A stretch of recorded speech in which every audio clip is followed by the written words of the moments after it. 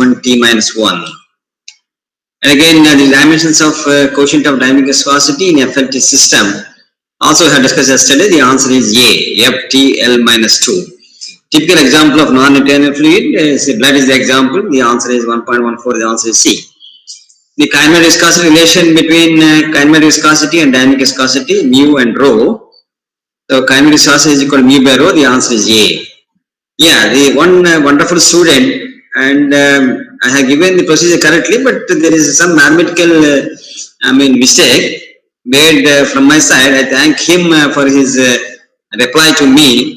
And there was some, the answer is no doubt correct, but there was some problem in giving data. Some typing mistake is there. So they flew 1.16. They have the student friend has given right reply to me. So I have corrected this, and this is always welcome. So no one is master in any subject. So the suggestions are always welcome, and we'll take it up the suggestions in the right way, and we'll improve on those issues in the next coming classes. Thank you very much. And here this viscosity is 1.0 newtons seconds per meter square, newtons seconds per meter square, and velocity distribution is u 0.9 y minus y square. So you can find out du by dy. So du by dy is 0.9 minus 2y. So y is 0.45. Earlier it was 0.04 and y is 0.45. So 0.9 minus 2y means 2 into 0.45. So this du by dy is 0. So the shear stress is also 0. Shear stress is, as you know, mu into du by dy. So as du by dy is 0, this 1.16, the answer is C. And 1.17, a perfect gas, so cannot expect to exist. So does not have viscosity, compressible in perfect fluid. Is not correct. 1.17, the answer is D. The bulk modulus of velocity of liquid is a function of both temperature and pressure. The answer is A. In a sample of water, an increase of pressure. So this is the problem on bulk modulus. This is a problem on bulk modulus. As you know, the bulk modulus is equal to change of pressure by the change of volume to the original volume, change of volume to original volume. So here pressure, increase of pressure means it is P2 minus P1 is 18. You see here, this is increase of pressure. So the pressure is increased. So that means P2 minus P1 is 18 meganewton per meter square. And 1% reduction in volume. So that means dV by V, the change in volume to original volume is 1%. So 18 divided by 1 by 100. So that is, the answer is 1800. So the intensity of pressure, change of pressure is 18. So 18 divided by 1, because percentage we can take 1 by 100. So this is 1800. So 1.19, the answer is C. So broadly speaking, actually 100 times, but in the answer it is 80 times. So water is 80 times more compressible than steel. So 1.2, the answer is B. 1.21, the capital rise of water in a 2 mm diameter tube is 1.5 centimeters. The height of capital rise in a 0.5 mm diameter tube, 0.5 mm diameter tube. So this is a simple problem. More or less, we have such type of problems normally they are asking the examination. Surface tension, I will come to that. And capital rise is equal to, as you know, H is equal to 4 sigma cos theta by WD. So here in this equation, H is capital rise is inversely proportional to the diameter of tube. You need to remember that the capital rise is inversely proportional to diameter of the tube. So when H is inversely proportional to diameter of the tube, so what is the relation between capital rise for water, for the tube 1 and for tube 2? So H1 by H2 is equal to D2 by D1. D2 by D1. So he has given D1 and also D2.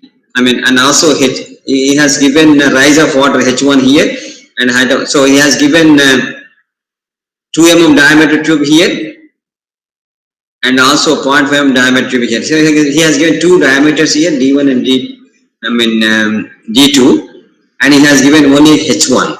So So we have the value of H1, D1, D2. So H1 by H2 is equal to D1 by D2. And so that you can find out X value of X here. So the capital rise of water in a 2m diameter tube is 1 point. So this is H1. Capital rise, this is 0.5. So here you can 2 by 0.5. So diameter D1 by D2, 2 by 0.5 is equal to, inverse proportion is equal to X by 1.5. So H1 by H2 is equal to D2 by D1, simple. So this is equivalent to 2 by 0.5 is equal to X by 1.5. So the answer is 6 here. So X is equal to 2 into 1.5 by 0.5. So that is 30 by 5. So the answer is 6 here. So simple relation is H1 by H2 is equal to D2 by D1. So 1.22, the surface tension of water air interface. So this is water air interface here. The gauge pressure inside a raindrop of 1 mm. So this is, we have three equations. P is equal to 4 sigma by D, P is equal to 8 sigma by D, and P is equal to 2 sigma by D. Please remember those three equations. So 4 sigma by D is for water, and 8 sigma for soap bubble, and liquid jet it is 2 sigma by D. Here the surface tension of water air interface is sigma, it has given the value of sigma, and the gauge pressure inside a raindrop of 1 mm diameter here. So you can find out the equation is P is equal to 4 sigma by D, P is equal to 4 sigma by D. So 4 into sigma, sigma is 0.073 by D. So convert this in meter, 1 into 10 power minus 3. So the answer is 292. So 4 into 7 means 27.29 point something. So the only answer related to 29 is only this answer. So 1.22 D, answer is D. So equation is P is equal to 4 sigma by D. The other equation, this is a soap bubble. So the excess pressure above atmosphere inside a soap bubble of diameter 1 centimeter, by assuming the surface tension of soap solution is 0.04 Newton per meter. So this is equation for soap bubble. P is equal to 8 sigma by D. Remember the equations correctly so that you can use appropriately. So 8 sigma is 8 into 0.04 and the diameter is 1 centimeter. So sometimes you will confuse that. So 1 centimeter means 1 meter is 100 centimeters. So into 10 power minus 2. Sometimes mm, 1 into 10 power minus 3. Sometimes centimeters, 1 into 10 power minus 2. The student sometimes what he will do, so he will take suddenly 1 into 10 power minus 3 meters. So try to utilize the units properly and so that you get a correct answer. So 0.04, 4 into 0.04 divided by 1 here. So 1 into 10 power minus 2. So the answer here is 32. So 1.23, the answer is 32. So again 1.24. So 1.24 again the capital rise, 3m diameter tube is 15 mm, another tube of 4m diameter. So once again this is the relation here, H1 by H2 is equal to D2 by D1, same equation, but here the only change is he has given diameters here. So 3 mm diameter and 4 mm diameter. So H1 by H2 is equal to D2 by D1 and H1 is 15, H2 not known. And dt by d1, so 4 by 3. So 15 by x is equal to 4 by 3 because both are in mm, so we can cancel this. So now x is equal to 45 by 4. 40 by 4 is 11.25. Simple example, 11.25. But only thing is you need to remember the equations and system of units. So the SI system, unit of viscosity, these are all gate questions. These are all gate questions. SI system, the unit of kinematic viscosity. The unit of kinematic viscosity is meter square per second. Meter square per second or centimeter square per second is Stokes. Centimeter square per second is Stokes, and Poise is unit of dynamic viscosity in CG system. The other problem here is also gate problem. Kinematic viscosity of air at 26 degrees centigrade is given by 1.6 into 10 power minus 5. He has asked you to find out at 70 degrees centigrade. So with increase in temperature for the air, kinematic viscosity of air increases with increasing temperature. Kinetic viscosity of water or liquid, it decreases with increasing temperature, but for air, the kinetic viscosity increases with temperature. So you see the values here, not the calculations are not necessary. You see the values here. So all are equal to 1.6, less than 1.6 and less than 1.6. So the only answer here, more than that, this value is 2.2 and 10 power minus 5. So the answer is A.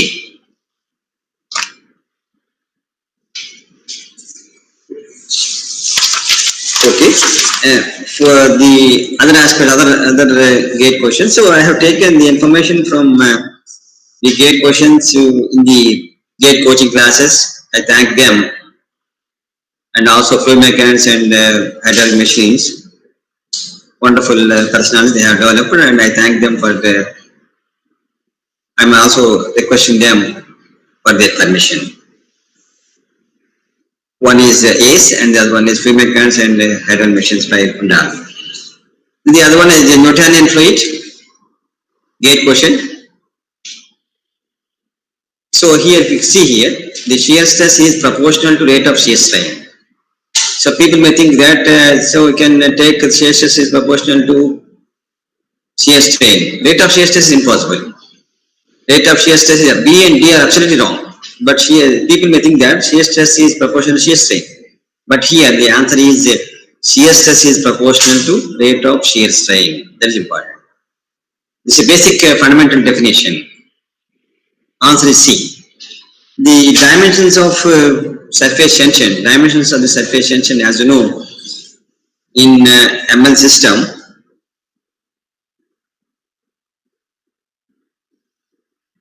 which is we can take that the surface tension unit is kg force per meter or Newton per meter. So kg force per meter is different one system and Newton per meter is other system. Okay, take kg force per meter, and if you convert that in MK system, so 1 kg force or 1 force is equal to mass into acceleration, mass into acceleration. Mass you can take m in MLT system.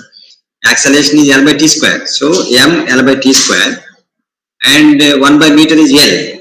So it is both meter and meter will be cancelled. It is mt minus 2. So dimension of surface tension in dimension analysis is mt minus 2. Answer is D. The next question is another typical question. The dimensions of surface tension is, again this is a gate question, some examinations. And it has given Newton per meter square, J means joules per meter, etc. The unit of surface, as you know, it is either Newton per meter or kg per meter. So it is all Newton per meter here. Weight is absolutely wrong, and Newton per meter square is wrong. It may be between B and C. So, but joules is equal to Newton meter. So 1 joule is equal to Newton meter. So Newton meter by meter square. Newton meter by meter square is Newton by meter. So the answer is C. The surface tension is also gate question. Already mentioned, surface tension is due to cohesion and capillarity due to both cohesion and adhesion. So there is no adhesion for either surface tension or compressibility, but capillarity. So the capillarity is due to both cohesion and adhesion, and surface tension is due to cohesion. So the one answer is B. And 2, continuous approach in fluid mechanics is valid only when the mean flow, not viscosity, not compressibility or not mechanism, but the mean free path of the molecule is much smaller compared to the characteristic dimension. The answer is C. 3, a fluid is one which can be defined as a substance that it can deform in different. This is the basic fundamental definition of the fluid. Shear stress at all points, not correct. Small shear stress all direction, not correct. Practical inequality is not correct. So it is straight away B. The fluid is a substance which can deform indefinitely under the action of small shear force. Absolutely correct. Answer for 3 is B. 4. With increase of temperature, viscosity of the fluid. So this is also slightly. So the students may think that With increasing temperature viscosity of the fluid means they may think that always decreases. So they may think they straight away they will give answer C. But fluid means it is gas and also liquid. Fluid, two parts of the fluid. One part is gas, other part is liquid. So if it is a gas, it is directly proportional. Viscosity is directly proportional to temperature. It is a gas. Viscosity is inversely proportional to temperature. It is a liquid. So the answer is viscosity increases if the fluid is a gas and it decreases if it is a liquid. So the answer is D. The unit of dynamic viscosity, very clear. It is the unit of kinematic viscosity and it is Pascal is Newton per meter. It is not correct. And kg seconds square per meter square is also not correct. Only here Newton seconds per meter square. In SI system, the dynamic viscosity is Newton seconds per meter square. So 1 Newton second per meter square is equal to 1 by 9.81 kg 4 second per meter square is equal to 10 points. So cavitation, the answer is 5, answer is B. Cavitation is caused by, we have a high pressure, high velocity, epsilon naught, high temperature, epsilon naught, only low pressure. For example, in some of the cases, when the pressure is less than vapor pressure, when the pressure is less than vapor pressure, there is a clear-cut evidence of getting cavitation. We'll come to that in cavitation in further chapters, but cavitation always happens when pressure is less than vapor pressure. In other words, low pressure, low pressure. So low pressure 6, the answer is B. The dimensions of kinematic viscosity, straightforward, great question. As you know, it is meter square per second. Some of the students little fast and they try to give the answer within no time. Sometimes they may miss it and they may give meters per second square, L by T square. This is the unit of acceleration.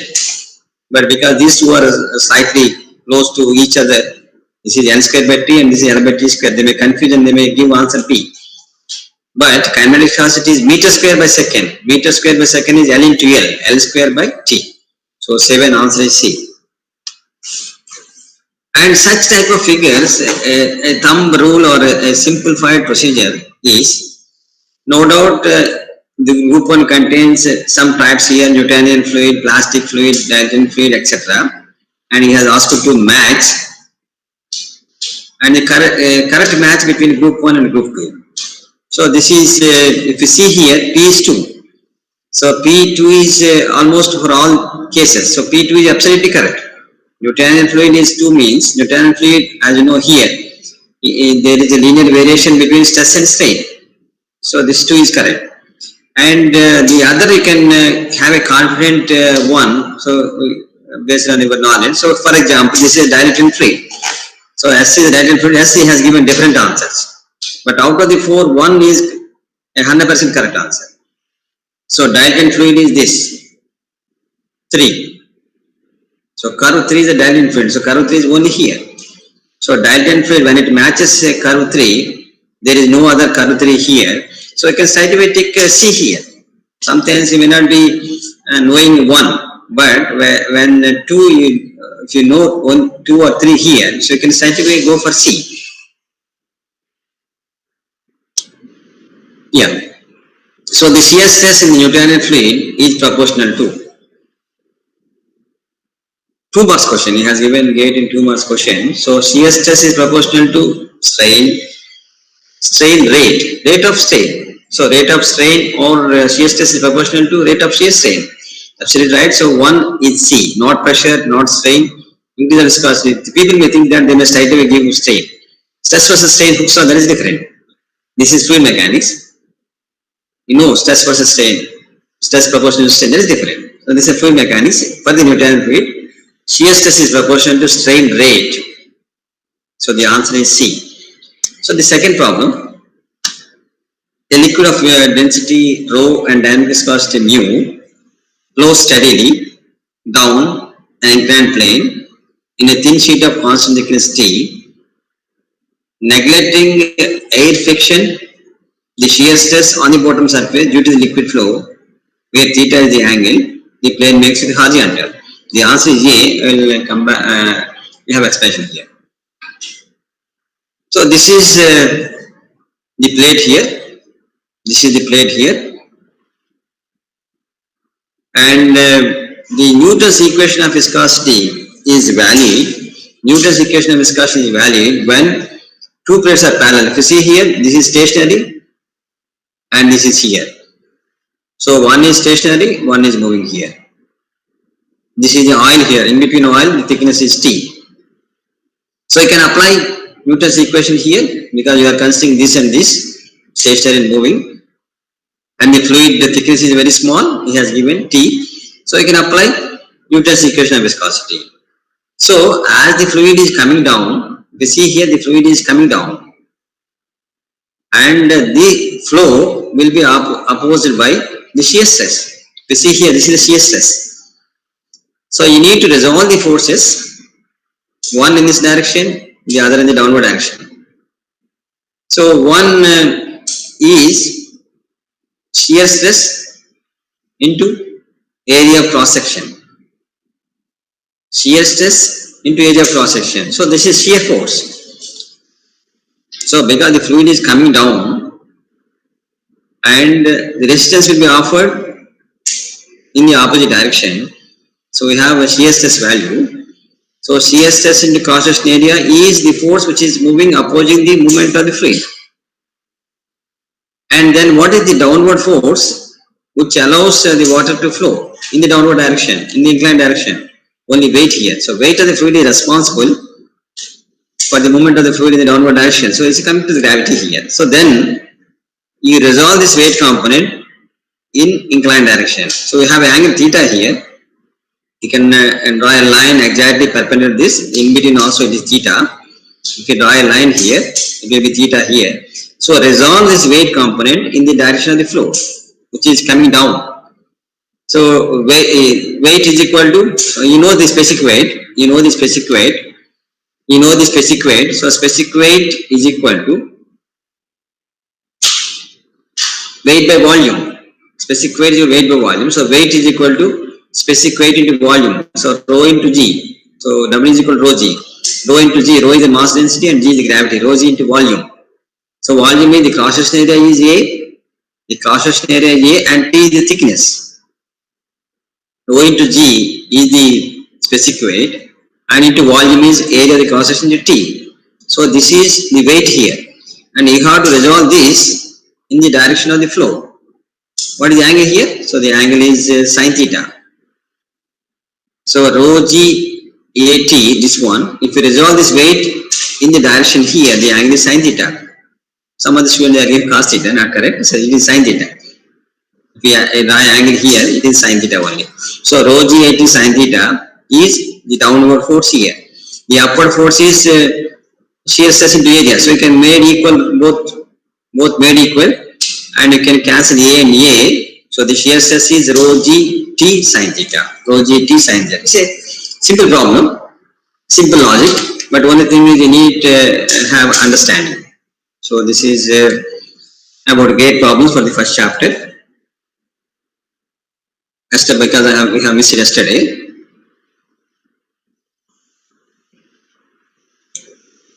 We'll start the second chapter.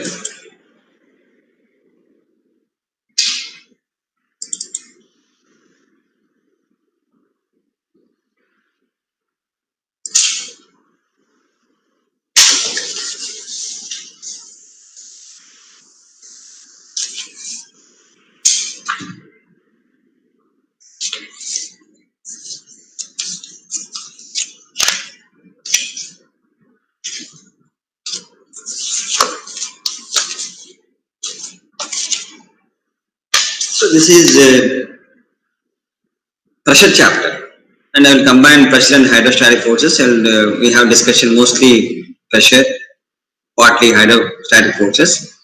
Tomorrow I will combine hydrostatic forces along with the object equations, etc. Pressure and hydrostatic forces. So similar to first chapter, second chapter is also easy, and you can easily score marks in the second chapter also.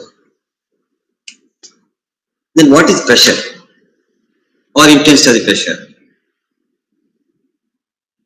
pressure or international pressure is simply force per area. The unit is pascals. Pascal is Newton per meter square. Pascal, the unit of Pascal is Newton per meter square. Or in other system, it is kg force per meter square. Newton per meter square, one system, and kg force per meter square, other system. Then, what exactly mean by the fluid pressure? In general, pressure is force per area, no doubt. What exactly mean by fluid pressure? The fundamental definition of the fluid is a substance which is capable of flowing. Fluid is a substance which is capable of flowing. For example, take a fluid in a container. All the four sides are closed. Consider a fluid in a closed container. Then what happens? The basic property of the fluid is it is capable of flowing. So the fluid is capable of flowing, however, but it is confined within solid boundaries, solid sides. And the fluid tries to come out of the container, and whereas the sides of the container resist the movement of the fluid, then what happens? The fluid is inside the container, all the four sides are closed, and fluid is not allowed to flow, but the basic definition of fluid is capable of flowing, and the movement is restrained. So in view of this, there will be a pressure by the fluid on the container. So fluid tries to move and container tries to stop. There is no movement of the flow of fluid as the container is closed on all four sides. So the fluid exerts forces against the sides of the container. Always the force is normal to the surface of the contact. So surface of the contact, there is a fluid and there is a surface. So the force is always normal to the contact. So in the definition itself, fluid pressure is defined as it is normal force exerted by fluid per unit area of contact surface. Repeating, fluid pressure is the normal force. So in the definition itself, I am bringing the normal. So because the fluid acts exactly normal to the surface of contact. So the fluid pressure is the normal force exerted by the fluid per unit area of contact surface. Then types of pressures. What are different types of pressures? One is atmospheric pressure. The other one is absolute pressure, and also gauge pressure, etc. If you take the pressure here on the y-axis, there are two datums here. I am bringing out relationship between pressures here. The first one, let us say atmospheric pressure. What is atmospheric pressure? Earlier also I have discussed this, atmospheric pressure. Atmospheric pressure is the pressure exerted by atmosphere A on a free liquid surface. What is its value? The atmospheric pressure is equal to 1.03 kg force per centimeter square, or 1.03 into 10 power 4 kg force per meter square.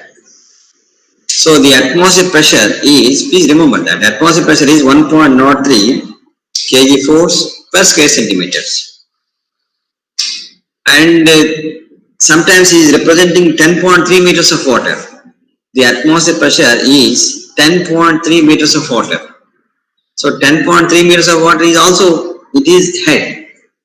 The pressure is obviously 1.03 kg force per square centimeters, but head is, atmospheric pressure head is either 10.3 meters of water or say even 76 centimeters of mercury. For example, if it is 10.3 meters of water, So the pressure head is equal to pressure intensity by specific weight. Pressure intensity by specific weight. So the pressure intensity is equal to atmospheric pressure is equal to 1.03 into 10 power 4. So that is the value of P. And specific weight of water is 1000. Specific weight of water is 1000. So 1.03 into 10 power 4 is kg force per meter square is a P value. And the specific weight of water is 1000. So 1.03 into 10 power 4 by 1000. It is 10.3 meters of water. So the atmospheric pressure head is 10.3 meters of water. Then what about this 76 centimeters of mercury? I'll come to that even in problem also. Meanwhile, just I am mentioning the atmospheric pressure. Atmospheric pressure head. One answer 10.3 meters of water. Second answer 76 centimeters of mercury. Both are correct. One is has given in water, other one he has given in mercury. So 76 centimeters of mercury. Then how will you convert the pressure into head? So pressure head is equal to pressure intensity by specific weight of a constant fluid. So the specific weight is same. I mean pressure is same. So the pressure head is equal to P by W. P is the pressure and W is the specific weight. So P is same 1.03 into 10 power 4. Then what is the specific weight of the mercury? So specific gravity of the mercury is known. Fundamental first chapter. Specific gravity of the mercury is known. It is 13.6. Specific weight of what is known. So specific gravity of mercury is equal to specific weight of mercury by specific weight of water. Then specific weight of mercury is equal to specific gravity into specific weight of water. So that means 13.6 into 1000. That is the specific weight of mercury. So the equation is, if you want to get pressure head in meters of mercury is equal to P by W1. So P is equal to atmospheric pressure is equal to 1.03 into 10 power 4. That divided by 13.6 into 1000. So that comes 76 centimeters of mercury. So what I mean to say is atmospheric pressure is 1.03. Why I am mentioning a number of times is your problems, gate problems, solving those problems, you need to have some specific, remember some specific values of atmospheric pressure, obviously confusing some of the students. So atmospheric pressure is 1.03 kg force per centimeter square. It is also equal to 10.3 meters of water, also equal to 76 centimeters of mercury. So that is atmospheric pressure, and as it is measured with barometer, atmospheric pressure is measured with barometer, it is also called barometric pressure. Atmospheric pressure or barometric pressure, both are same. Atmospheric pressure is the pressure which is exerted by air on the free liquid surface when it is exposed. Next, absolute pressure. Absolute, name itself is absolute. So absolute pressure, what is the minimum value of absolute pressure? The absolute pressure minimum value is 0. So if you see here, the datum here is absolute 0 pressure. You cannot have a negative value of absolute pressure. Absolute starts with 0. Sometimes you may give absolute pressure minus something, which is not correct. Absolute pressure, we have a 0 value as minimum pressure. So we have, this is absolute pressure, one datum, and if the pressure is measured with reference to absolute 0 pressure, we can say it is absolute pressure. Simple definition of absolute pressure. If the absolute pressure is measured with reference to the datum, that is absolute 0 pressure, we can say that it is absolute pressure. So this is atmospheric pressure. This line is atmospheric pressure. So there are two datums. One is absolute 0 pressure, minimum value. The other one is atmospheric pressure. Suppose if the absolute pressure is measured, the above atmospheric pressure. So then what is the equation here? So absolute pressure is equal to, from here to here, atmospheric pressure plus gauge pressure. So when the pressure is measured with reference to atmospheric pressure, then you can say it is gauge pressure. When the pressure is measured with reference to absolute zero pressure, so you can say it is absolute pressure. When the pressure is measured with reference to gauge pressure, the pressure is measured called gauge pressure. When it is measured with reference to atmospheric pressure, it is gauge pressure. When it is above, so when the pressure is measured with reference to atmospheric pressure, when the pressure is above atmospheric pressure line, this is the positive gauge pressure. When the pressure is measured with reference to atmospheric pressure line, and if it is below that, that means negative. When the pressure is less than atmosphere, I told you sometime during the earlier discussion, this is vacuum pressure. Vacuum is negative, very clear. So vacuum pressure is also called suction pressure. It is also called suction pressure. So there are three pressures. One is atmospheric pressure, absolute pressure. Absolute pressure is measured with reference to absolute zero pressure.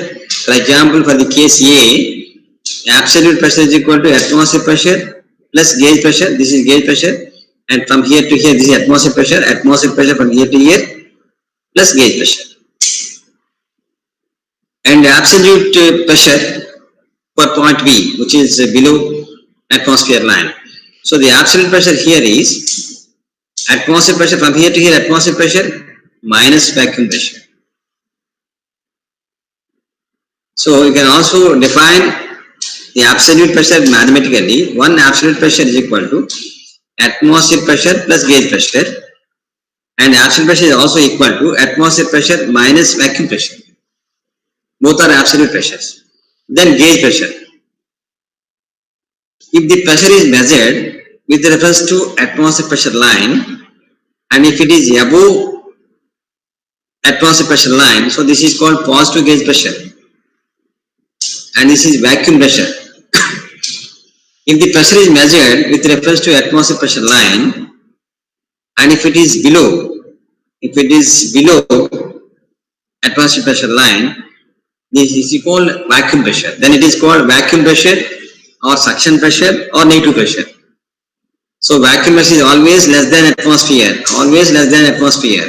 Vacuum pressure, suction pressure, negative pressure. So these are all different types of pressures. And pressure variation. Suppose, for example, you take a fluid in a container, how the pressure varies in all the three directions. For example, we have X, Y, Z axis.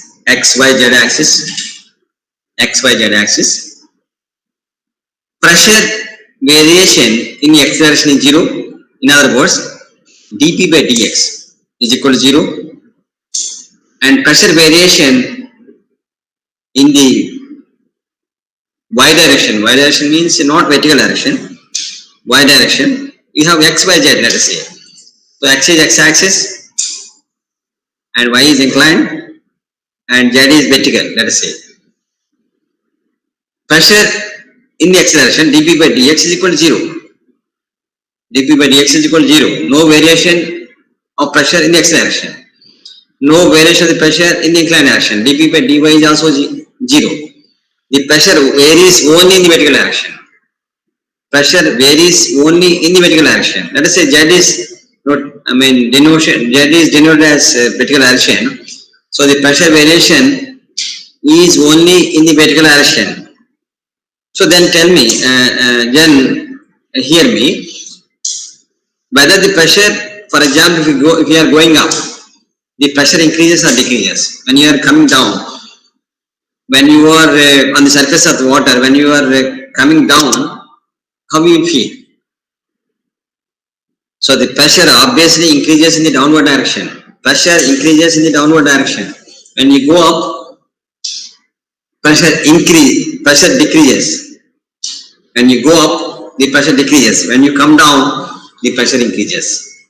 So the pressure variation is only in the vertical direction and the pressure increases in the downward direction. In other words, pressure decreases in the upward direction. This is very important. The pressure variation is only in the vertical direction and pressure increases in the downward direction. Then pressure at a point. So dB by dz, vertical direction, you will be getting minus W, specific weight of the fluid. Then how the pressure at a point? So pressure at a point P, we are discussing that, is equal to W times H. Pressure at a point P is equal to W times H. What is P? P is the pressure and W is the specific weight. And what is H? So H is the location of the point with reference to free liquid surface. Free liquid distance from the point to the free liquid surface is H. Distance to the free liquid surface from the point is H. So P is equal to WH, and you can take H is equal to P by W. Earlier I have discussed the atmospheric pressure head. So this is the pressure head here. This H is equal to P by W. P is the pressure and this W is the specific weight of the fluid. P is the pressure, W is the specific weight, and H is the head here. Head is equal to P by W. Then what is the relation between H1, H2 and S1, S2? So let us take two containers. One container, we have a liquid of specific gravity S1. Other container, there is a liquid of specific gravity S2. So we have two containers here. One container, we have a liquid of S1. Other container, we have a liquid of S2. At points 1 and 2, so point 1 in the container 1 is at a depth of H1 from free liquid surface. Point 2 in the container 2 is at a depth of H2 from free liquid surface. So H1, H2 are the depths of the locations of 2 points 1 and 2 with reference to free liquid surface. And at point 1 and 2, the pressures are same. Pressure at point 1 is equal to pressure at point 2. Then, so when the pressure is same, then H1 pressure is equal to WH. When pressure at point 1 is P1 is equal to W1H1. And pressure at point 2 is P2 is equal to W2H2. So, when pressure is same, W1H1 is equal to W2H2. W1 is specific weight of the fluid into H1 is equal to W2 into H2. So, when W1H1 is equal to W2H2, then H1 S1 is equal to H2 S2. So, because S1 is equal to W1 by W, S2 is equal to W2 by W. W2 means specific weight of the fluid by specific weight of water. That's why I am using notations which were discussed in the first chapter. Specific weight, etc., or mass density, just rho, W, etc. Small w always refers specific weight and capital W for the weight. So P is equal to WH. Pressure intensity at point 1 for the container having specific gravity S1 is H1 S1, its location is H1. And pressure intensity at point 2 in the container is H2 S2. H1 S1 is equal to H2 S2. Or H1 W1 is equal to H2 W2. H1 W1. So what is the relation between S1 and W1? S1 is the specific weight of the fluid and W1 is the specific weight of the fluid by specific weight of water. So S1 W is equal to W1. S2 W is equal to W2. You can cancel W and W. So you can get H1 S1 is equal to H2 S2. It's a fundamental relation. Similarly, for finding out pressure at a point, the equation is WH. Suppose you want to find out pressure difference between 2 points. So those 2 points are located at depths of H1, H2 from free liquid surface. Then what is the pressure difference? Suppose take a container and there are 2 points. One point is at depth of H1 from free liquid surface. Another point is at depth of H2 from free liquid surface. Then what is the pressure difference? The pressure difference is P2 minus P1. So P2 is W2H2 and P1 is W1H1. So P2 minus P1 is W2H2 minus W1H1. Pressure difference. So I can find out pressure at a point 1, pressure at a point 2 and find out the difference. P1 minus P2 or P2 minus P1. So that is pressure difference. Then what is Pascal's law? These are all fundamentals. What is Pascal's law? So Pascal's law is the pressure is same in all the directions. Pascal's law is intensity of the pressure at a point in a static fluid. All this discussion is for the static fluid. Static fluid means fluid is at rest condition. So the pressure, intensity of the pressure at a point in a static fluid is equal in all the directions. That is Pascal's law. For example, we have Px, Py, Pz at one point. As per Pascal's law, the Px is equal to Py is equal to Pz. That is Pascal's law.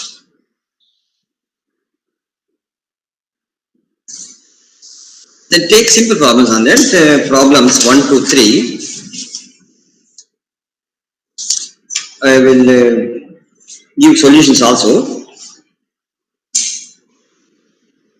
He has asked you to determine the pressure due to water column of 0.4 meters of water. Only water. So we have a container. We have a container. And the point is located at a depth of 0.4 meters. Then what is the pressure? So pressure intensity is equal to W into H. Pressure intensity is equal to W into H. So here H is equal to 0.4. What is the specific weight of water? Specific weight of water is, in SI system it is 9810 Newton per meter cube. In MK system it is 1000 kg force per meter cube. So depends on the answer. You can as well use SI, or sometimes you may be giving in MK system also. One student in their yesterday feedback, he has asked me to go for SI system. Only difference here is specific weight is equal to, in SI system it is 9.81 kilonewton per meter cube or 9810 Newton per meter cube or 1000 kg force per meter cube, or CJ system 1 gram per cc. But you can as well use in SI system, but only thing is you need to remember the other systems also for conversion from other system to other system. You will not give you a problem only in one system. You will confuse the students with different systems. So the pressure is equal to P is equal to W times H. W is the specific weight of water. Okay, you can take 9810 Newton per meter cube, and the height is 0.4. So 9810 Newton per meter cube into 0.4, or 1000 kg force per meter cube into 0.4. So the pressure is 400 kg force per meter square. So the solution is, the pressure is 1000 multiplied by 0.4, that is P is equal to W times H. W is specific weight of water into H, 0.4. 1000 into 0.4, that is 400 kg force per meter square. Second problem. In oil of specific gravity 0.9, the height of oil is 30 meters. Find the corresponding height of water at that point. In one case we have the oil, other container we have the water. One case we have the oil, other case we have the water.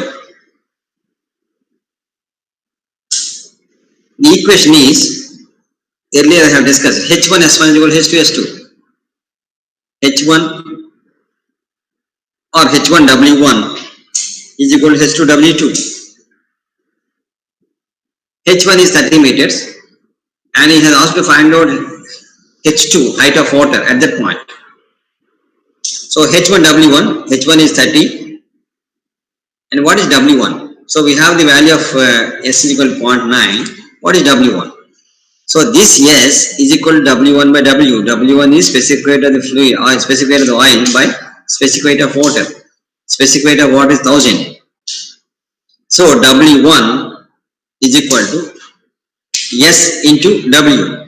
So that means the specific gravity multiplied by the specific weight of water. So 0.9 into 1000. 0.9 into 1000 is 900. So the specific weight of the fluid is 900. It is obviously the specific weight of water is 1000 when specific gravity is 1. So the specific when specific gravity is 0.9, obviously it is 900.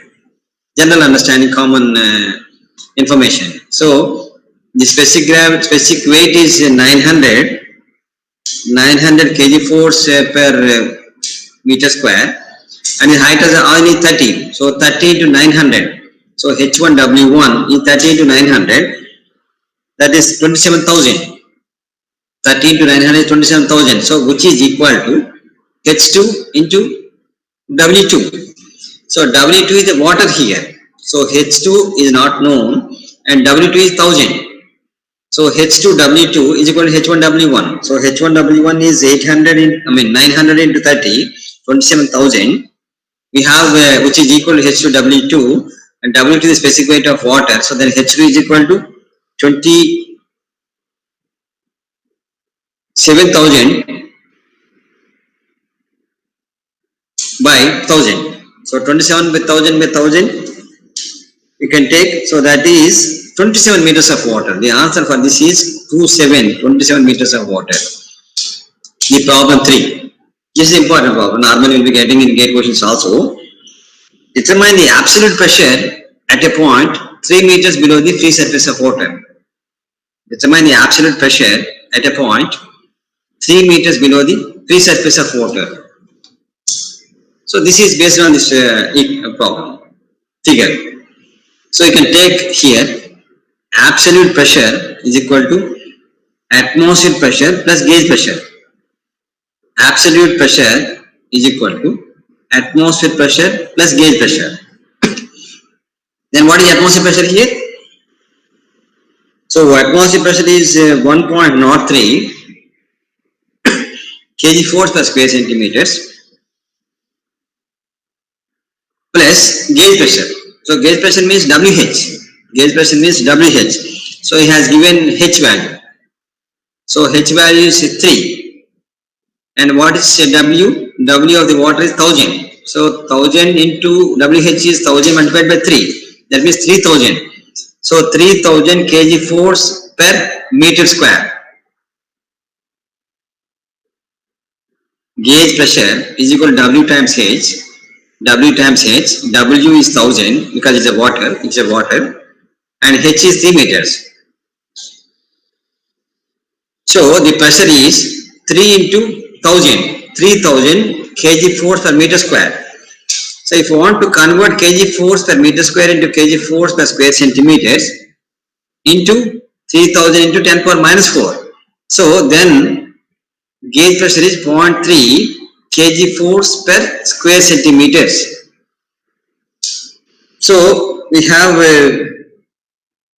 1.03 is atmospheric pressure and absolute pressure is atmospheric pressure plus gauge pressure. Atmospheric pressure plus gauge pressure.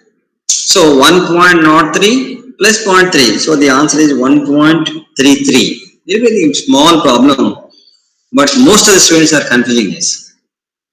Absolute pressure is atmospheric pressure plus gauge pressure. Atmospheric pressure is 1.03 kg force per square centimeter. And absolute pressure, gauge pressure is equal to the 3 multiplied by 1000. So that is 3000 kg force per meter square. You convert into kg force per square centimeter, so it is 0.3. So 1.03 plus 0.3 is 1.33 kg force per square centimeter is the answer. Okay, we'll have a short break, 5 minutes break, and again we will come back within 5 minutes.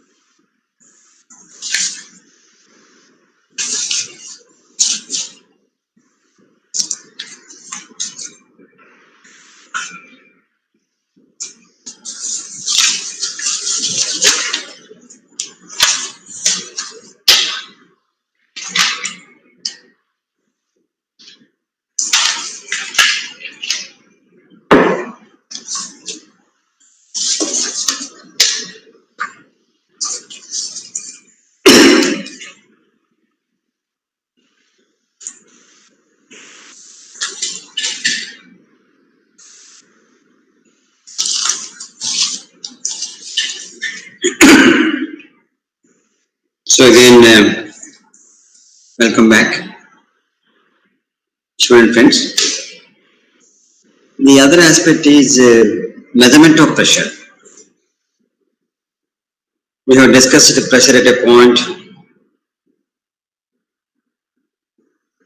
P is equal to W into H, where H is its location with reference to free liquid surface, and S1 H1 is equal to S2 H2, W1 H1 is equal to W2 H2. We have a container, two containers of different liquids, W1, W2, and H1 and H2 are the location with reference to free liquid surface for container 1 and 2. So can get the relation if the pressure is same. So W1 H1 is equal to W2 H2. W1 is a specific weight of fluid 1, W2 is specific weight of fluid 2, and W1 S1 is equal to W2 S2. W1 is, H1 S1 is equal to H2 S2. H1 W1 is equal to H2 W2, and H1 S1 is equal to H2 S2. H1 is the head in one liquid, and H2 is the head in liquid 2. S1 is the specific out of liquid 1, and S2 is specific out of liquid 2. That is pressure at a point. And the pressure difference between 2 points, P1 minus P2, is equal to W1 H1 minus W2 H2.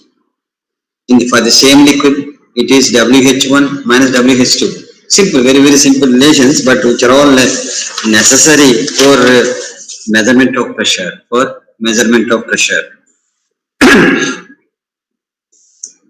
pressure.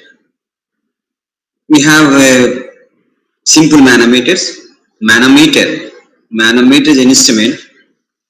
Manometer is an instrument which is used to find out the pressure at a point in a fluid contained in a pipe or vessel. Manometer is an instrument used to find out the pressure at a point in a fluid contained in a pipe or vessel.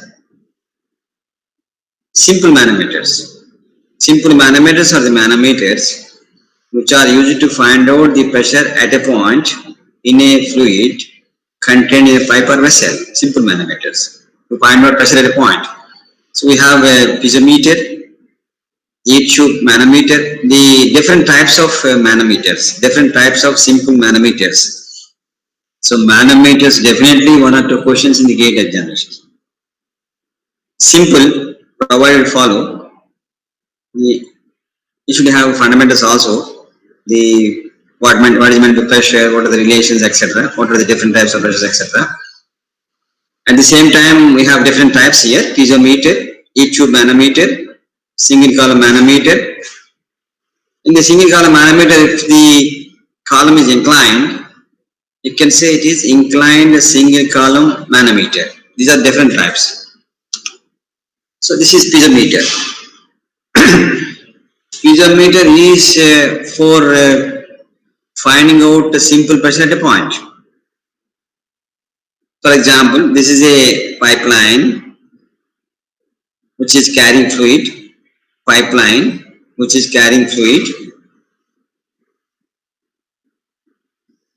This is the point A here.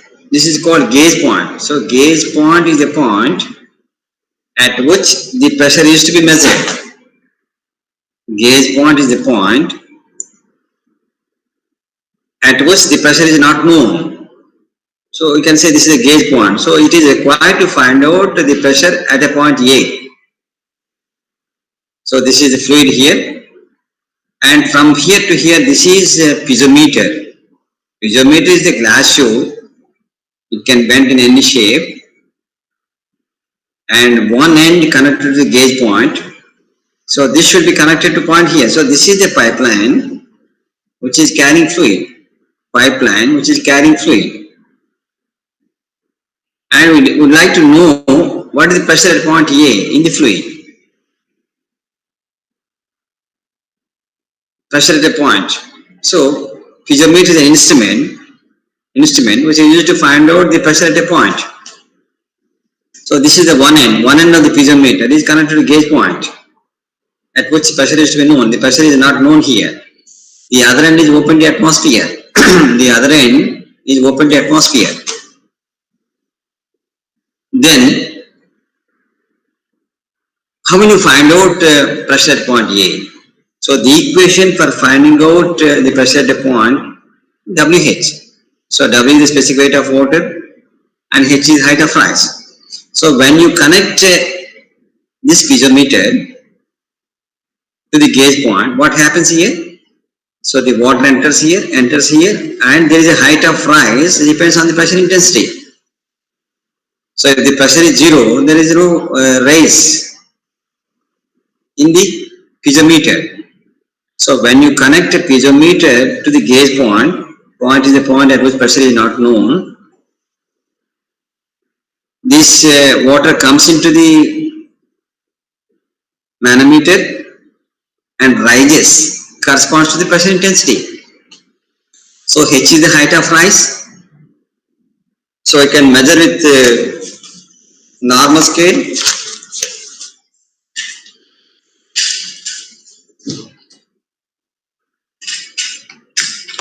H is the height of rise. You can measure with the normal scale. A scale is attached to this. A scale is attached to the manometer, so you can easily measure the height of rise. So if you know the height of rise, if you know the specific weight of water, the pressure intensity at A is equal to W times H. So W is the specific weight of water and H is height of rise. You can measure with the help of piezometer. But what are the disadvantages of piezometer? It's a simple instrument. You can find out the pressure here. So normally he may ask you, what are the disadvantages of piezometer? Disadvantages of piezometer. Suppose you want to measure gas pressure. So this is the water. This is the water. You can find out the pressure. Water pressure can be known. You can obtain using piezometer. But gas, what happens if you want to find out the gas pressure? For example, this pipe is carrying gas. When you connect piezometer to the gas, what happens? It enters into the gas tube, and escapes into the atmosphere. It goes out into the atmosphere. So it cannot measure gas pressure with the help of piezometer. Gas pressure cannot be measured with the help of piezometer because when you connect one end to the gauge point, so the air, because the other end is open to the atmosphere, so simple manometers also always one end to the gauge point, other end open to atmosphere. That is simple manometer. So as it is open here, what happens? The gas escapes out of the tube into the atmosphere. So it is not possible to measure gas pressure.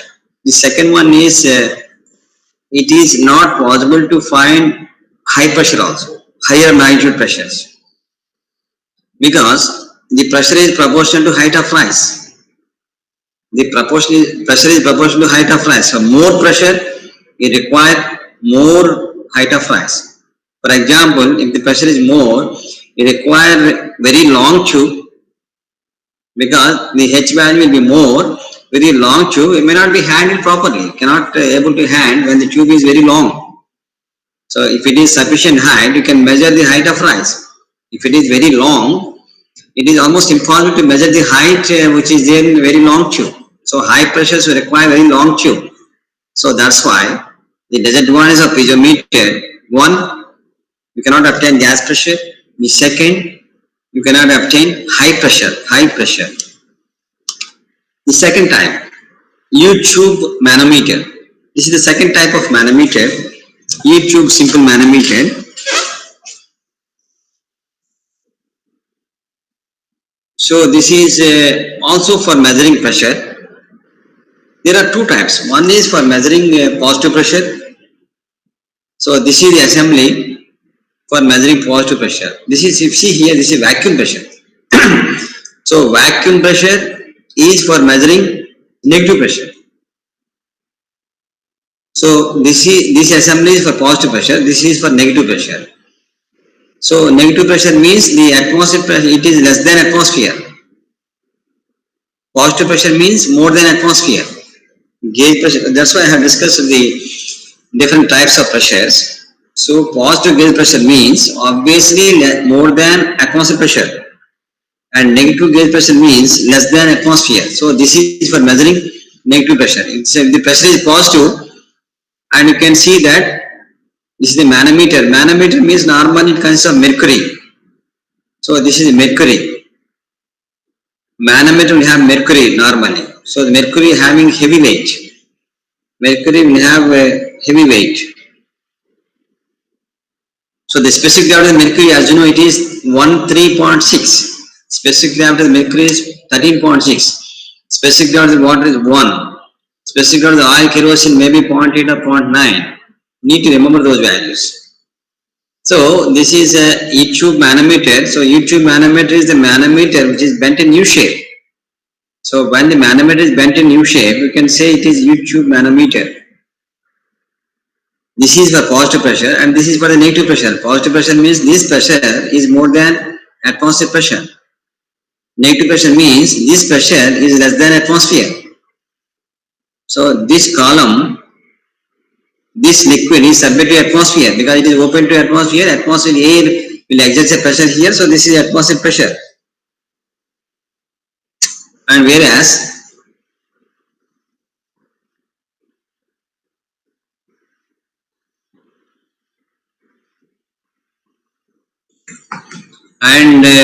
whereas for example the pressure is positive here. So this pressure at B more than the pressure at this location because this is exposed to atmosphere. This liquid is exposed to atmosphere. So the pressure here is only atmospheric pressure. Positive gauge pressure means the pressure at B is more than this. So as the pressure is more here, so this mercury is shifted to the right side. There is a swing towards right side. You see here, the pressure at B is negative and the pressure here is atmosphere. So here the pressure is atmosphere and here pressure is less than atmosphere. So this pressure is less, this pressure is more. That's why there is a swing towards the left side. Sometimes it may not give problem. He will be giving only negative pressure. Negative pressure means you need to take the swing of the mercury in the left side. So if the swing towards the right side, if the pressure is more here, then there is a swing towards the right side. Otherwise the mercury occupies the same position. In the two limb, this is called limb of the manometer, left limb, right limb, L-I-M-B, limb of the manometer, left and right. So if there is no pressure, the mercury occupies same position in two limbs. So if there is a pressure, mercury occupies in a different position. So this is connected to this pipe and as this pressure is more, there is a shift towards right side. As this pressure is less here, pressure is negative, this is shifted towards left side. This is very, very important for objective and sometimes may not give problem, you will give simply theory, description. You need to draw the sketch and find out the unknown pressure.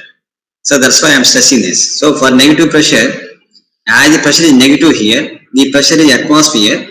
So as it is less, there is a shift towards left. As the pressure is more here, there is a shift towards right. Then how will you find out the pressure at this location? So I will try to the same procedure for each and every man. I will try to give procedure for this. So what is the pressure at point B? It is required to find out pressure at point B. So normally we will be writing gauge equation for finding pressure. So the pressure at B, it is not known. So let us say the specific weight is W1 here. Specific weight is W1 or specific gravity is WS1. The specific gravity is S1. Let us say, and the specific gravity S2 here. So the manometer is having a specific gravity S2. This is S2 and this is S1. Because simplicity, straight away we will write the gauge equation in terms of water. So start here. What is the pressure head at B? So pressure head at B is equal to pressure at B by specific weight of water, because you are writing the equation in terms of what, straight away you can take specific weight of water. Suppose if it is S1, S2, nothing to worry. You can straight away take in terms of water. So if you write the equation in terms of water, let us say whatever the specific weight we have here, the pressure head at B is equal to pressure at pressure at B by specific weight of water. So pressure head at B is equal to pressure at B by specific weight of water. So that is here PB by W is the pressure head at B. Then go to this point. Is there any change in pressure? Only thing is, because these two points are along in the same level. For example,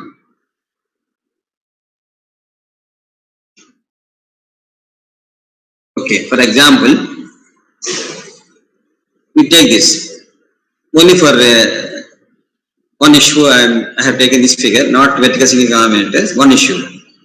For example, take different points. Let us say this is H1 from surface. Let us say the location of this is at a depth of H1. Suppose you take one point here, one point here, and one point here. So you take 3 points here on x-axis. 3 points on x-axis. Point 1 here, point 2 here, point 3 here. What the pressure at point 1 is P1, pressure at point 2 is P2, pressure at point 3 is P3. So all are exactly on the same horizontal level. All are exactly on the same horizontal. What is the change in pressure at point 1, 2 and 3? So because all these points are exactly on the horizontal level, the pressure is same. Because the pressure is proportional to height of rise. Pressure is proportional to height of rise. So if you take the point here or middle, side, middle or end, whatever the location, you have same pressure because all the points are lying at the same depth. So that's why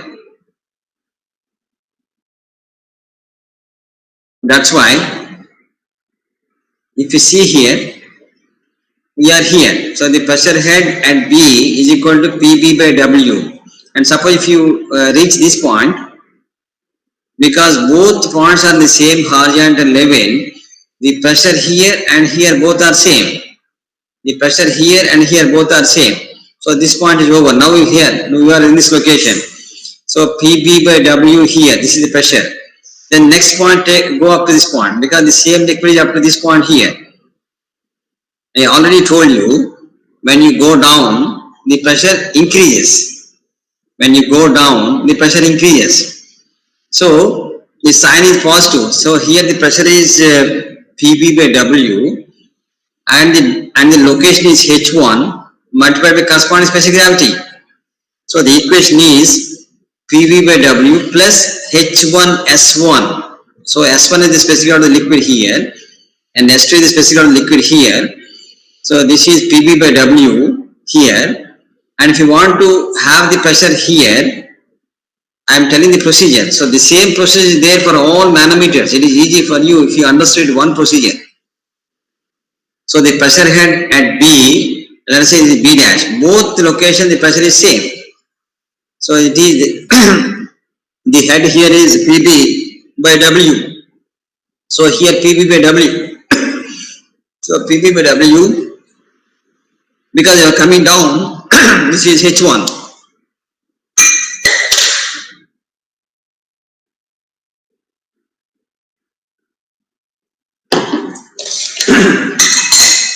So this is PBW plus H1S1, and then next point you can take up to this point here.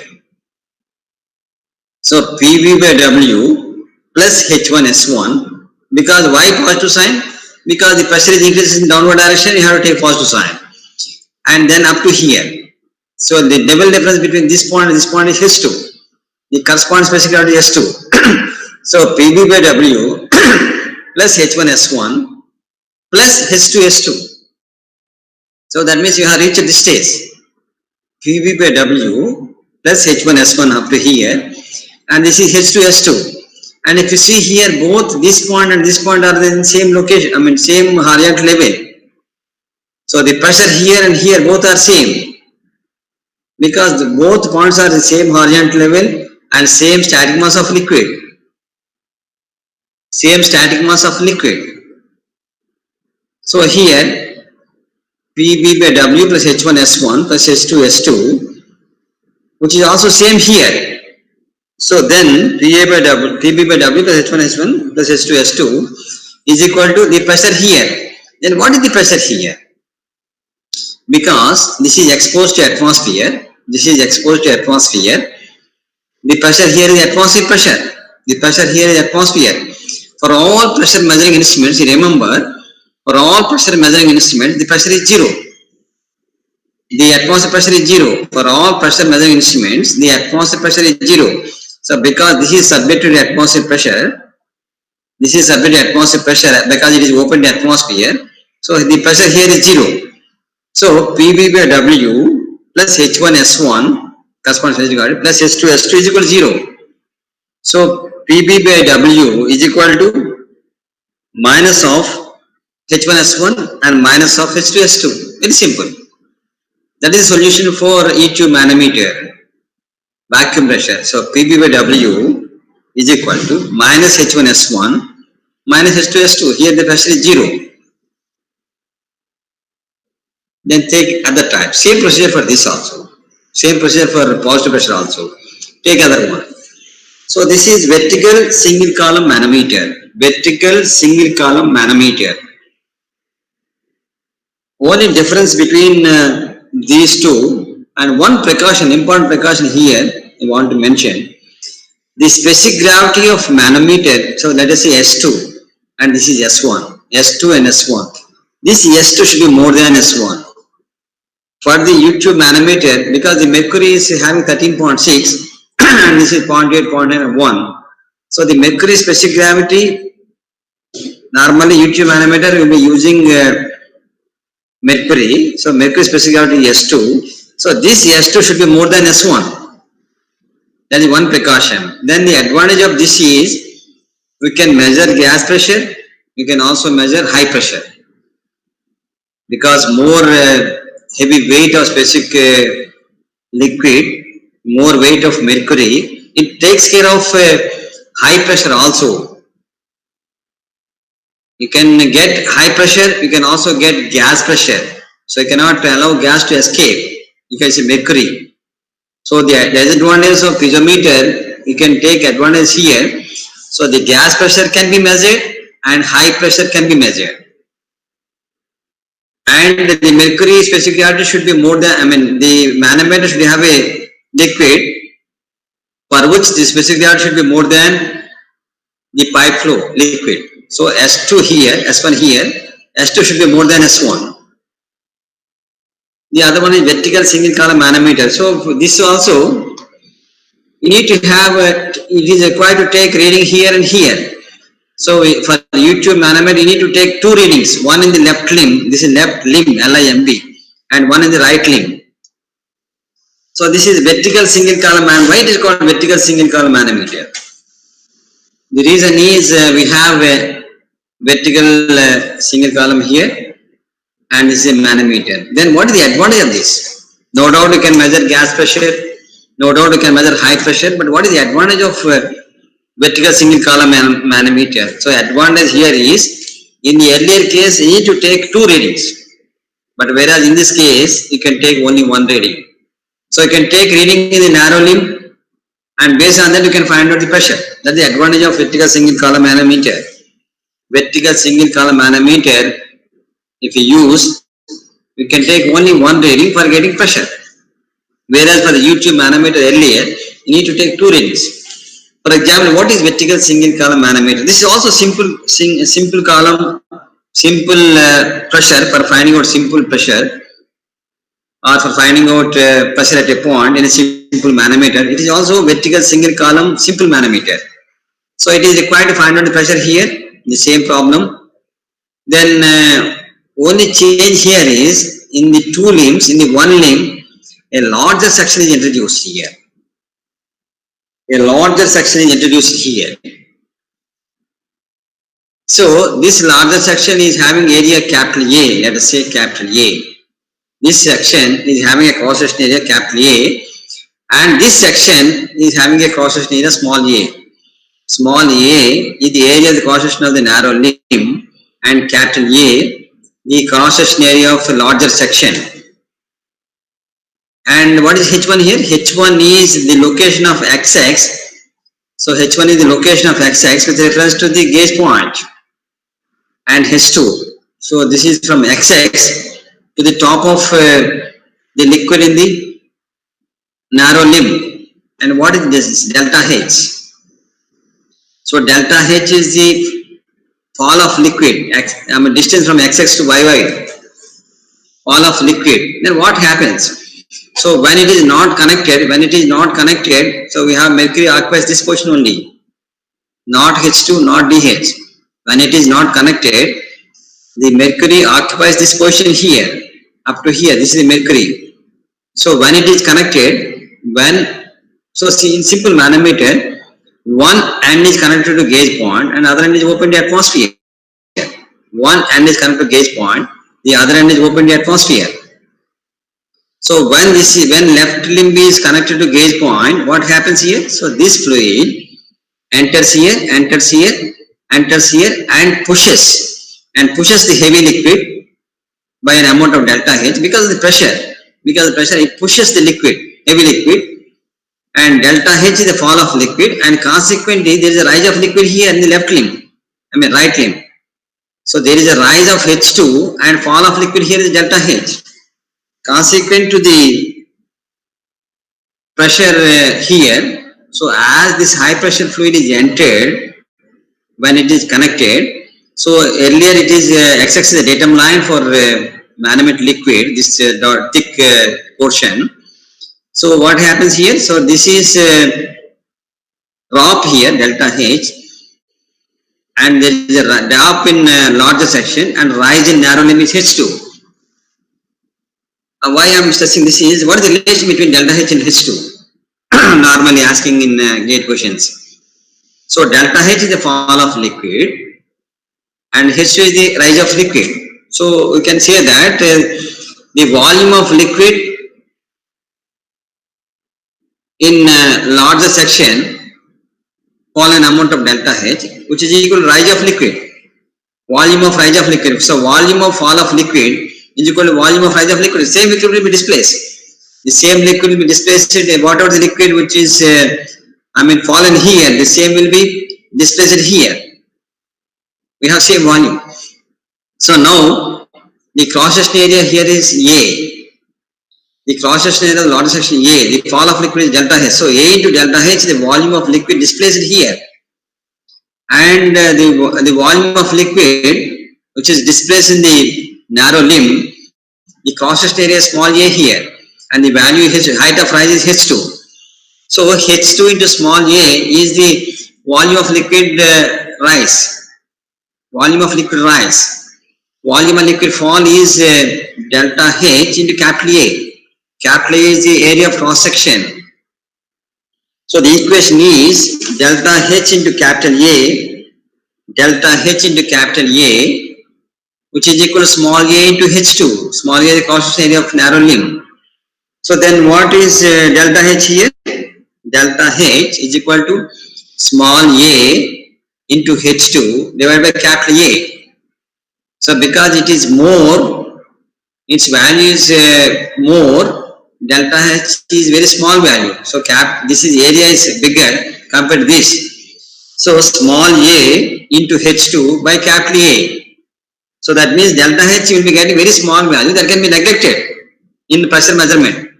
That's what I am stressing here. So no doubt we have a relation delta H into capital A is equal to small a into H2, whereas delta H is equal to small a by capital A into H2. So small a by capital A is very small value, and you can neglect delta H as it is very small. So the fall of liquid here is very small and rise of liquid is more. So you can neglect this value and you can measure H2, and from there you can find out the pressure at a point A. That's the advantage of a single column manometer. For example, take a procedure here. You start here, gauge equation, Very important. Same procedure is there for all the manometers and which is required for solving gate problems also. Sometimes may give figure, sometimes may not give figure. You need to draw the figure and find out. So here the pressure here is HA, write the equation in terms of water. This is PA by W. Whatever the liquid here, this is PA by W and this is S1 and this is S2. So PA by W, and you can go straight away here. So because both are in the same horizontal line, both are in the same horizontal, same static mass. So the head here same. So here also PA by W, and you are coming down here. The sign is positive.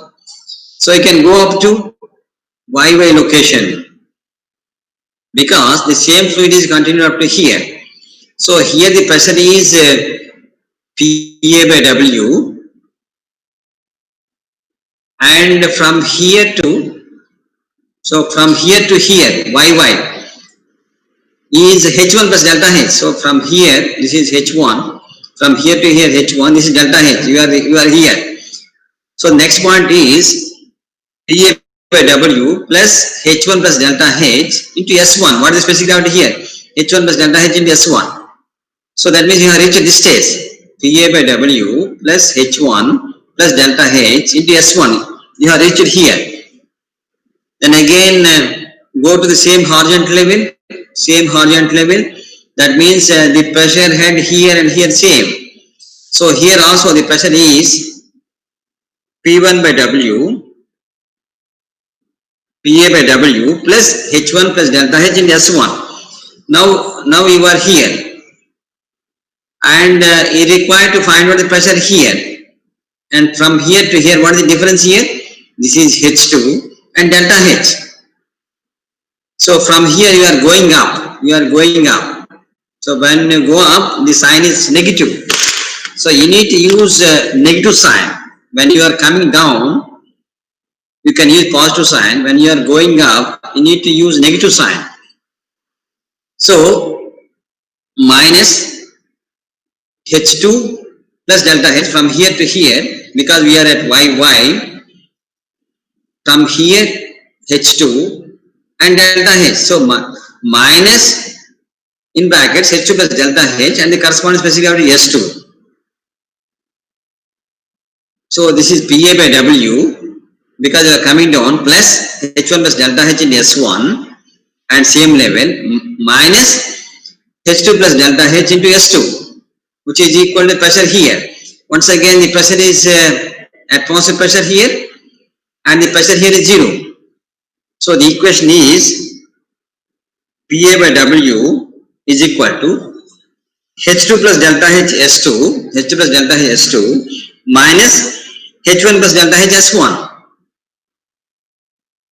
So you can neglect the values of delta H. You can neglect the values of delta H as it is a small value.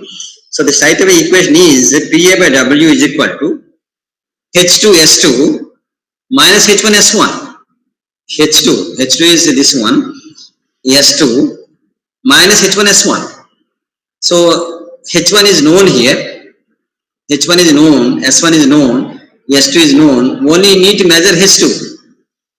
That's why it is called, the advantage here is you can measure only one value, that is H2, and based on that you can find out pressure at a point.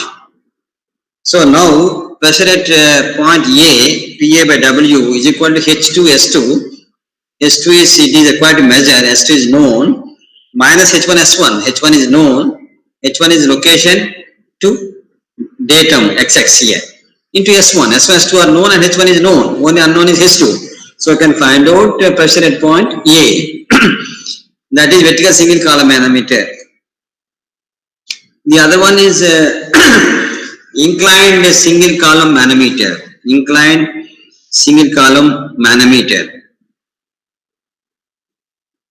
the inclined single column manometer, what is the difference here? So when this column is inclined, vertical single column manometer is when the column is vertical. So when it is inclined, you can say it is inclined single column manometer. Inclined single column manometer is normally the advantage here is it is accurate compared to other equipment. So inclined single column matrix is no doubt it is accurate, it will give accurate results. But only difference here is vertical single column manometer is different and inclined single column manometer is different. So as it is inclined with an angle theta, it is called inclined single column manometer. Then what is the difference here? We have the equation, earlier the equation PA by W is equal to H2 S2 minus H1 S1. PA by W is equal to H1 S1, H2 S2 minus H1 S1. What is the change if you use inclined single column manometer? So you convert H2 in terms of L, because you will get the value of L, not H2 in this case. So what is the conversion of L in terms of H2? So H2 is equal to, if you take sin theta is equal to H2 by L. So H2 is equal to L sin theta. H2 is equal to L sin theta. Some students are using sin theta, cos theta, some students are using tan theta, etc. But for the inclined single column manometer, actually the equation is PA by W is equal to H2 S2 minus H1 S1. So you need to convert L in terms of H2 or H2 in terms of L. So H2 is equal to L sin theta. So PA by W is equal to L sin theta. You can measure L and you have a value of theta. L sin theta S2 minus H1 S1. That's the only change. You can easily find out the equation for inclined single column manometer also. Inclined single column manometer also. It is very simple. Only change here is you need to convert H2 in terms of L and sin theta. So H2 is equal to L sin theta. So the equation PA by W is equal to H2. That means L sin theta S2 minus H1 S1. Yes. This is the measurement of pressure. That is inclined single column manometer is over. Now it is measurement of pressure. Differential manometers. Both the cases will be measuring the pressure. But what is the difference between simple manometer and differential manometer? Simple manometer and differential manometer. So simple manometer is for finding out pressure at a point.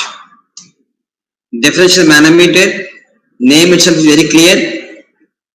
To find out pressure between 2 points, pressure difference between 2 points is differential manometer. Differential manometer is a manometer which is used for measuring the pressure difference between any 2 points in a fluid contained in a pipe or vessel. Repeating, differential manometers are the manometers to find out the pressure difference between any 2 points in a fluid contained in a pipe or vessel. So basically it is for finding out pressure difference between 2 points in a fluid. 2 piezometer manometer. So 2 piezometer manometer, very simple. So we have 2 pipelines here. We have 2 pipelines here. 2 pipelines are carrying different fluids. And one pipeline, the pressure is P1. Other pipeline, the pressure is P2. So you can apply piezometer. So this is a piezometer. So this is a piezometer here. This is one pipeline. Similarly, there is another pipeline. Which is also carrying fluid. So it is required to find out pressure at point this point, and also the another pipeline. The same. This is a piezometer. Similarly, we have another pipeline, and you can install another piezometer. So 2 piezometers can be installed for 2 gauge points. For differential manometer, we will have a 2 gauge points. Simple manometer, we have only 1 gauge point, for which it is required to find out the pressure at a point. Differential manometer, we have 2 gauge points. It is required to find out pressure difference between 2 gauge points. So that means we have 1 gauge point here. Similarly, there is another gauge point here. So you need to find out pressure difference between those 2 gauge points. So let us say this is PA, we have PB. You need to find out the pressure at B minus pressure at A. So you can connect the piezometer to the gauge point A here and similarly gauge point B and find out the height of rise. So here the height of rise is H here, and the specific weight is W. So here we have a WH here. Another gauge point, we have a specific weight W1 and the height of rise is H1. So other gauge point W1 H1, this point is WH. So the difference is WH minus W1 H1. So the pressure at one point is WH, pressure at other point is W1 H1. So the pressure difference is pressure at A minus pressure at B. So WH minus W1 H1. So that is simple, but only disadvantage here is same disadvantage. For example, you take the disadvantage with piezometer. The disadvantages are the gas pressure cannot be measured like that, and high pressure cannot be measured. Through piezometer manometer, the problem is you cannot measure gas pressure, you cannot measure high pressure. Same problem. So the other one is inverted U-tube differential manometer. So 2 piezometer differential manometer, inverted U-tube differential manometer, U-tube differential manometer. Inverted U-tube means U-tube is held inverted. Inverted U-tube differential manometer is the U-tube is held inverted and U-tube differential manometer and micromanometer. So this is inverted U-tube manometer. Inverted U-tube manometer. So what is the strategy here? So here we have two gauge points here, gauge point A and gauge point B. The pressure, gauge point B, the pressure at A is not known, pressure at B is not known.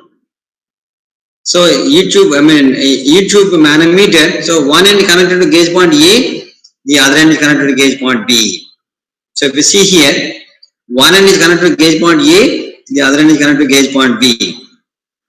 And we have a specific gravity here, specific gravity is capital S here, the specific gravity of the liquid is S1 here, and the specific gravity of the liquid is S2 here.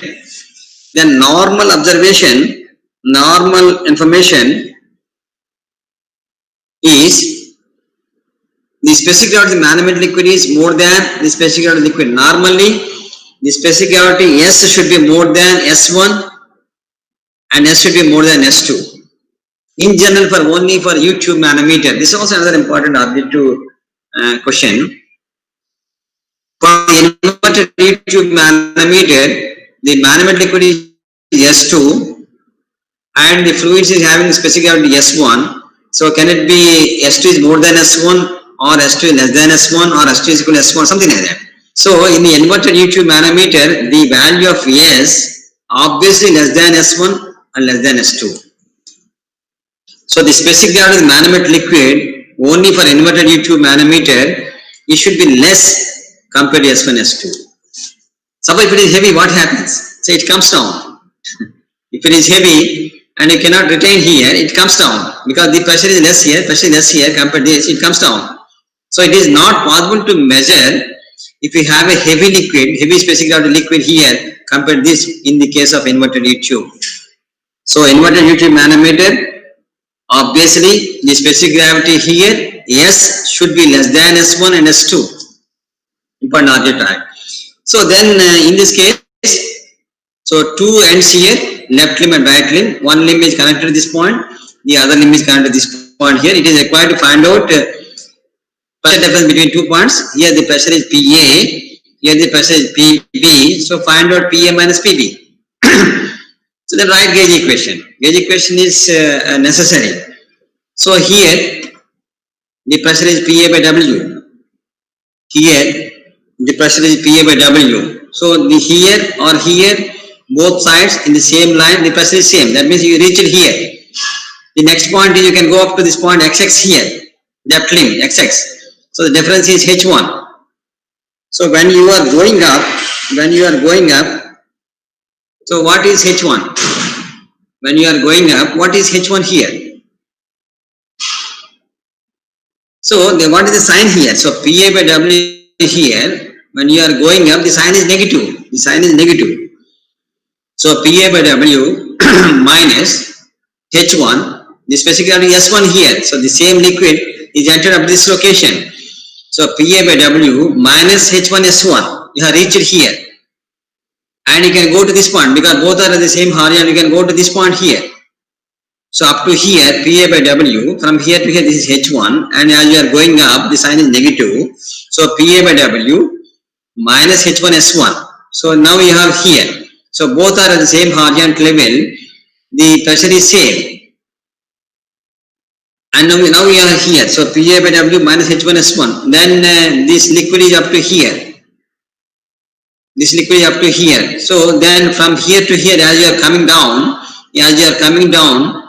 the sign is positive. So PA by W minus H1S1 plus, and the level difference is H here, and the corresponding specific gravity is S here.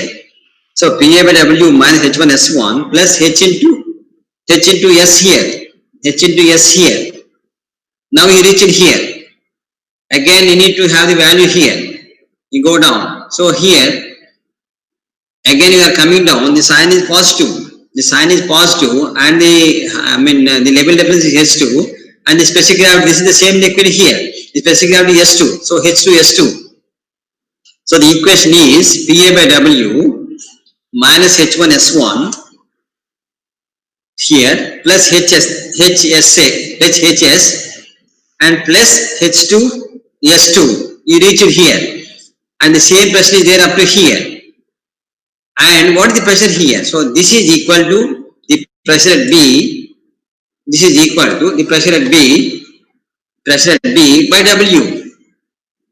So the equation is PA by W minus H1S1 plus HS plus H2S2 is equal to PB by W. So from there you can find out PA by W minus PB by W. PA by W minus PB by W, which is equal to H into S1 minus S2, or S minus, we will be getting the value here. So PA by W minus PB by W, we can simplify that. So this is inverted U-tube manometer. Similarly, U-tube differential manometer. So only cases here.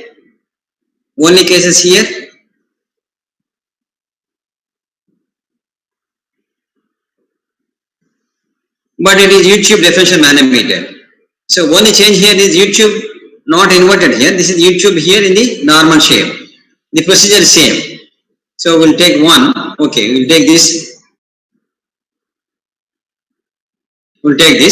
So here two gauge points are at different levels, not one level. So these two are at one level. Simple. Now these two are at different levels.